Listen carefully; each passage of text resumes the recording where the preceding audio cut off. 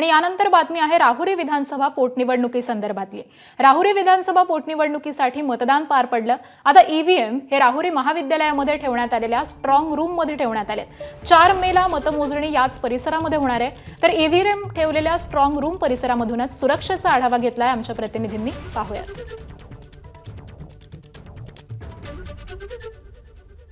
राहुरी विधानसभा पोटनिवडणुकीसाठी काल मतदान प्रक्रिया पार पडली। खरं तर ही मतदान प्रक्रिया अतिशय शांततेमध्ये पार पडली। आता ईव्हीएम मशीन जे आहे तर ते राहुरी महाविद्यालयाच्या परिसरामध्ये ठेवण्यात आलेले आहे आणि याच ठिकाणी ही स्ट्रॉंग रूम जी आहे तर ती बनवण्यात आली आहे। या ठिकाणी पोलिसांचा मोठा फौजफाटा जो आहे तर तो तैनात करण्यात आलेला आहे।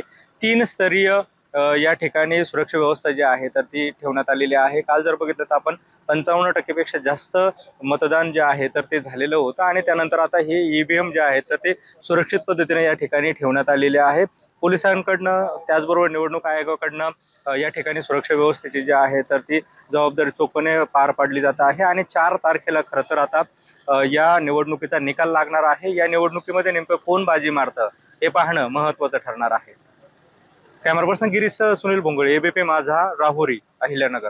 इलेक्शन कमिशन ऑफ इंडियाच्या डायरेक्शननुसार 3 लेअर सिक्युरिटी इथे सुरू करण्यात आलेली आहे। त्याच्यामध्ये इनर कॉरिडॉरमध्ये CISF सिक्युरिटी आहे, मिडल लेअरला SRPF आहे आणि आउटर लेअरला डिस्ट्रिक्ट पोलीस आहेत आणि त्या तिन्ही लेअरसाठी दररोज 24/7 गॅजेटेड ऑफिसर अपॉइंट केले। एबीपी माझा, उघडा डोळे बघा नीट।